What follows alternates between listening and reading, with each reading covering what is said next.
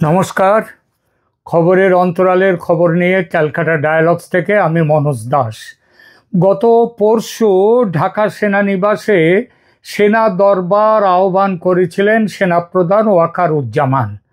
এই সেনা দরবারকে কিছুদিন আগে ওই ফেব্রুয়ারিতে প্রথম সেনা দরবারে বক্তব্য রেখে দেশের মানুষের দৃষ্টি আকর্ষণ করেছিলেন সেনাপ্রধান ওয়াকারুজ্জামান। অনেক কথা সেদিন বলেছিলেন কয়েক মাস আগে। তো সেখানে অন্যান্য বিষয়ের সঙ্গে তার জন্যে কিন্তু তারপর থেকে এই সেনা দরবারটা এমন একটা ব্যাপার হয়ে গেছে যে এর দিকে মানুষের আর কোনো নজর নেই, মানুষের কিছু প্রত্যাশাও নেই।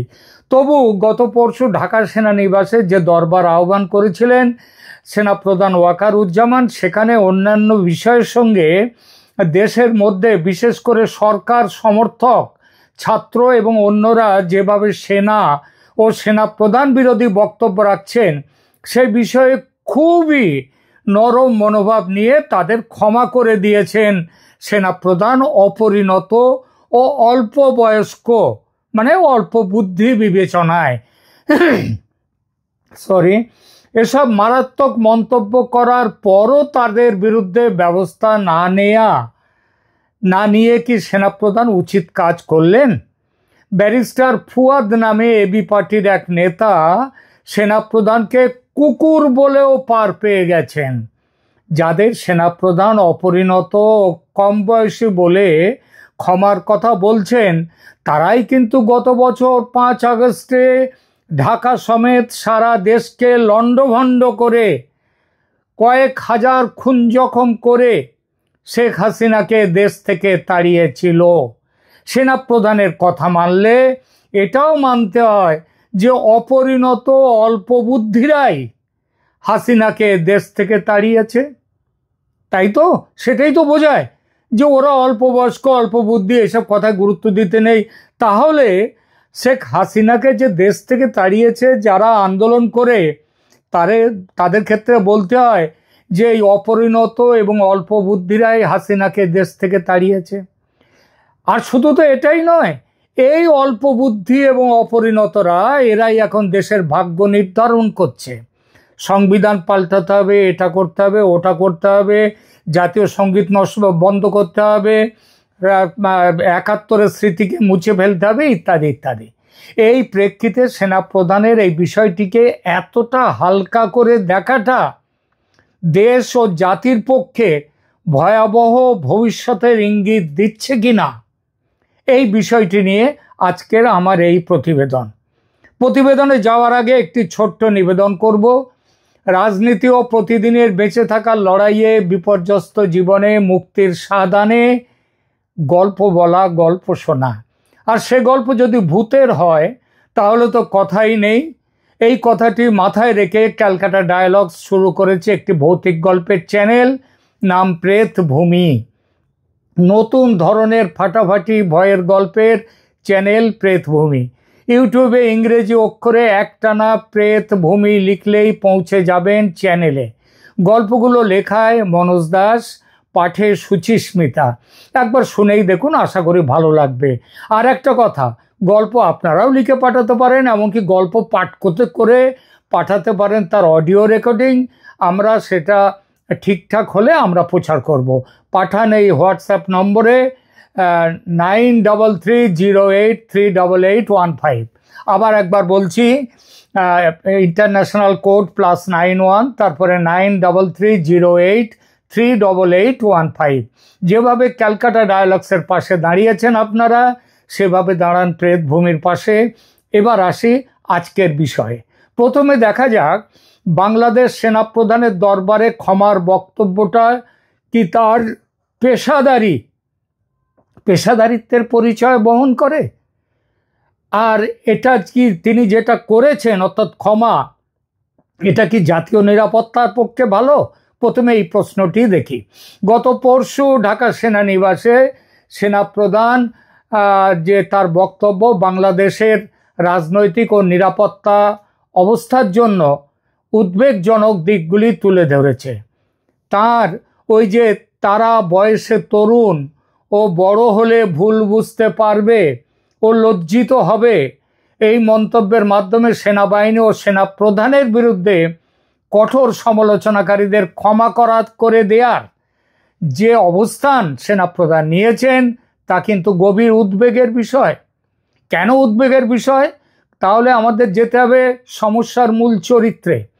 যেসব ব্যক্তিকে সেনাপ্রধান অপরিণত অল্প বয়স্ক হিসেবে চিহ্নিত করেছেন তারাই 2024 সালের জুলাই আগস্ট মাসে বৈষম্য বিরোধী আন্দোলনের নেতৃত্ব দিয়ে শেখ হাসিনা সরকারের পতন ঘটিয়েছেন।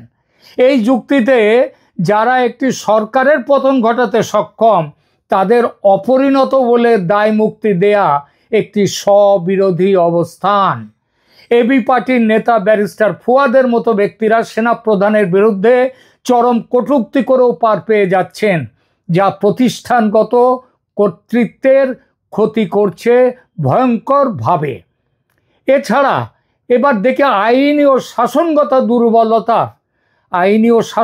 দুর্বলতা কি প্রকাশ করছে এখানে। এই দ্বিমুখী শাস্তি ব্যবস্থার কি বিপদ। সেনাপ্রধান যেখানে সেনাবাহিনীর অভ্যন্তরে নৈতিক স্খলনের জন্যে ওই একজন কি ব্রিগেডিয়ার জেনারেল অন্য এক মহিলার সাথে সম্পর্ক রয়েছে সেইটাই মিন করেছেন তিনি ইত্যাদি, সেখানে সেনাবাহিনীর অভ্যন্তরে নৈতিক স্খলনের জন্য যেখানে কঠোর ব্যবস্থার কথা বলছেন এবং বলেছেন, সেখানে বাইরে থেকে আসা কঠোর সমালোচনার ক্ষেত্রে নমনীয়তা ও ক্ষমাশীলতার নীতি গ্রহণ করা একটি ভুল বার্তা প্রেরণ করে। এই দ্বৈত নীতি প্রতিষ্ঠানের অর্থাৎ সেনাবাহিনীর বিশ্বস্ততায় প্রশ্ন তোলে। এবার সাংবিধানিক কর্তৃত্বের অবক্ষয় সে বিষয়টা দেখা যাক। সেনাপ্রধানের বিরুদ্ধে যেসব গুরুতর অভিযোগ আনা হয়েছে, যেমন তাকে কুকুর বলে অভিহিত করা হয়েছে, তারপরে হাসনাত না ওয়াকার ইত্যাদি বলে তাকে একটা ওই অল্প বয়সী অল্প বুদ্ধির ছেলে তার সাথে তাকে তুলনা করা হয়েছে, এবং এই যারা এইসব তুলনা করছে তারা আবার এখতিয়ার বহির্ভূত বক্তব্যের অভিযোগ তুলছে সেনাপ্রধানের বিরুদ্ধে। এগুলোর বিরুদ্ধে কোনো আইনি ব্যবস্থা না নিলে রাষ্ট্রীয় প্রতিষ্ঠানের মর্যাদা ক্ষুণ্ণ হয়, সেনাবাহিনীর মর্যাদা ক্ষুণ্ণ হয়। এটা কি সেনাপ্রধান জানেন না? জাতীয় নিরাপত্তার ওপরেও এর প্রভাব পড়ে। সেনাবাহিনী একটি রাষ্ট্রের চূড়ান্ত নিরাপত্তা রক্ষাকারী প্রতিষ্ঠান। যখন এই প্রতিষ্ঠান ও নেতৃত্বের প্রতি ভয়ঙ্কর রকমের অবমাননাকর মন্তব্যকে শিশু সুলভ আচরণ বলে উড়িয়ে দেয়া হয়, তখন তা শৃঙ্খলা ও পেশাদারিত্বের ভিত্তিমূলে আঘাত করে। সেনাবাহিনীর অভ্যন্তরীণ মনোবলের উপরের নেতিবাচক প্রভাব পড়ে ও পড়ছে, যা ইতিমধ্যে সাবেক সেনাকর্তাদের মধ্যেও উদ্বেগ সৃষ্টি করেছে। এবার আসি রাজনৈতিক পরিণতির বিশ্লেষণ। সেটা কি হবে? বৈষম্য বিরোধী ছাত্র আন্দোলনের নেতারা বর্তমানে অন্তর্বর্তীকালীন সরকারের সাথে ক্ষমতার দ্বন্দ্বে লিপ্ত। তাদের মধ্যে একাংশ সেনাপ্রধানের ভূমিকা নিয়ে প্রশ্ন তুলছে এবং তার বিরুদ্ধে ভারতের এজেন্ডা বাস্তবায়নের অভিযোগ আনছে। এই পরিস্থিতিতে সেনাবাহিনীর নরম অবস্থান তাদের কিন্তু আরও উৎসাহিত করতে পারে। তারা এই ধরনের কথা আরও বেশি বলবে। তাহলে কি করা উচিত? একটা সুপারিশমালা দেয়া যাক। তাৎক্ষণিক পদক্ষেপ হিসেবে যারা রাষ্ট্রীয় প্রতিষ্ঠানের বিরুদ্ধে অবমাননাকর মন্তব্য করছেন তাদের বিরুদ্ধে আইনানুগ ব্যবস্থা অবিলম্বে নেওয়া উচিত। বিশেষ করে ব্যারিস্টার ফুয়াদের মতো ব্যক্তিদের বিরুদ্ধে রাষ্ট্রদ্রোহের মামলা বিবেচনা করা যেতে পারে। যে সরকার, এমনকি যে সেনাবাহিনীর প্রশ্রয়ে চিন্ময় প্রভুর মতো মানুষকে গ্রেপ্তার করা যেতে পারে, রাষ্ট্রদ্রোহের মামলা দেওয়া যেতে পারে। একটা বাংলাদেশের পতাকার ওপরে তার পতাকা, হিন্দু পতাকা দেওয়া হয়েছিল বলে তার বিরুদ্ধে রাষ্ট্রদ্রোহিতার মামলা যদি চলতে পারে এবং এত মাস ধরে তিনি জেলের অভ্যন্তরে রয়েছেন, তাহলে ফুয়াদের মতো ব্যক্তিদের বিরুদ্ধে রাষ্ট্রদ্রোহের মামলা কেন করা যাবে না? এর উত্তর কিন্তু দিতে হবে সেনাপ্রধানকেও। প্রাতিষ্ঠানিক মর্যাদার পুনরুদ্ধার করাটা কি সেনাপ্রধানের উচিত নয়? তিনি কি এটা ধর্তব্য বলে মনে করেন না?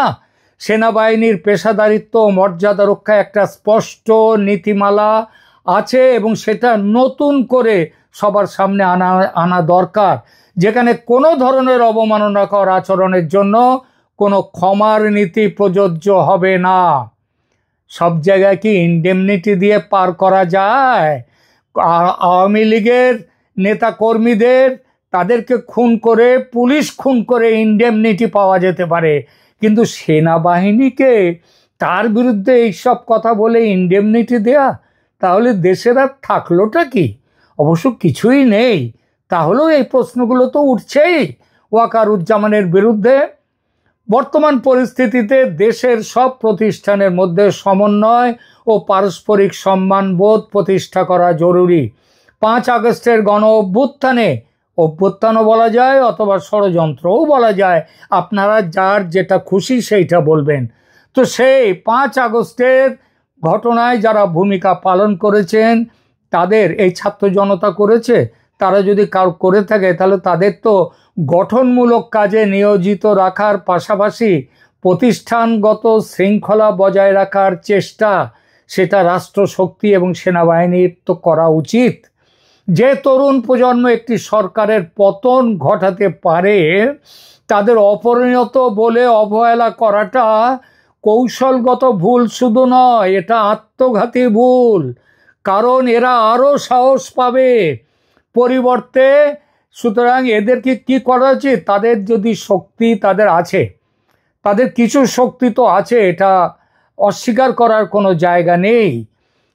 এদের এই শক্তিকে দেশের কল্যাণে ব্যবহার করার পাশাপাশি প্রতিষ্ঠানগত শৃঙ্খলা ও আইনের শাসন নিশ্চিত করা জাতীয় স্বার্থের জন্য অপরিহার্য। সেনাপ্রধান এটা না করে যেভাবে তাদের ক্ষমা করেছেন, সেটা একদমই অনুচিত। তিনি দেশবিরোধী সেনাপ্রধান, ওরা যতটা দেশবিরোধী কাজ করেছে, ওদেরকে ক্ষমা করে সেনাপ্রধান তার থেকে বেশি দেশবিরোধী কাজ করেছেন। তিনি এই ক্ষমার প্রস্তাব যেটা, এটা ভয়ঙ্করভাবে দেশের স্বার্থ বিরোধী। দেশকে অরাজকতার দিকে আরও বেশি করে ঠেলে দেওয়ার সুযোগ তিনি দিলেন। যাদের তিনি অপরিণত অল্পবুদ্ধি বলছেন, তারা যদি খুন, ধর্ষণ, সন্ত্রাসবাদী কাজকর্ম, বোমা বিস্ফোরণ এসবগুলো করে, তাদের বয়স তো 26, 27, 28 হবে। এই বয়সে এসে যদি তারা এই খুন, ধর্ষণ, সন্ত্রাসবাদী কাজকর্ম করে, তাহলে কি সেনাপ্রধান তাদের ক্ষমা করবেন? যে অপরাধে তারা আজ সেনাপ্রধানের ক্ষমা পেলেন, সেই অপরাধ কিন্তু খুন, ধর্ষণের থেকে অনেক বড় অপরাধ। এটা একটা দেশকে খুন করা, দেশের চরিত্র খুন করা, দেশের সংস্কৃতি, ঐতিহ্য সব কিছু খুন করা। এটা একটা ব্যক্তিকে খুন বা ধর্ষণের থেকেও অনেক বড় অপরাধ। প্রাপ্য শাস্তি থেকে তাদের নিষ্কৃতি দিয়ে সেনাপ্রধান তাই গর্হিত অপরাধ করেছেন। এই ঘটনা এটাও ইঙ্গিত করে যে জুলাই অভ্যুত্থান কোনো স্বতঃস্ফূর্ত অভ্যুত্থান বা আন্দোলন ছিল না, ছিল একটা ষড়যন্ত্র, যে ষড়যন্ত্রের অন্যতম অংশীদার ছিলেন সেনাপ্রধান ও তার বাহিনী। তিনি নিজেই এটা কিন্তু প্রমাণ করে দিলেন। এখনকার মতো এখানেই রাখছি। ভালো থাকবেন। ধন্যবাদ।